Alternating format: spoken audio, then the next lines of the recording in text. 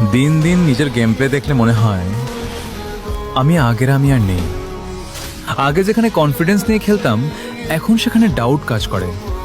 প্রতিটা ম্যাচে ঢোকার আগে মনে হয় পারবো তো, নাকি আবার হারবো। একসময় কত স্বপ্ন ছিল, একদিন নিজের দেশের হয়ে খেলবো, নিজের নামটা সবাই জানবে।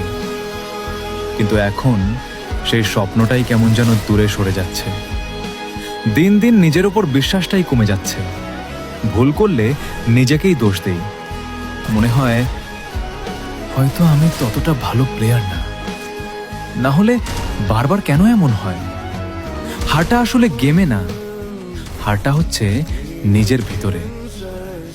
তবুও থামি নাই, কারণ এখনো ভেতরে কোথাও একটা জেদ আছে। একদিন আমি পারবই।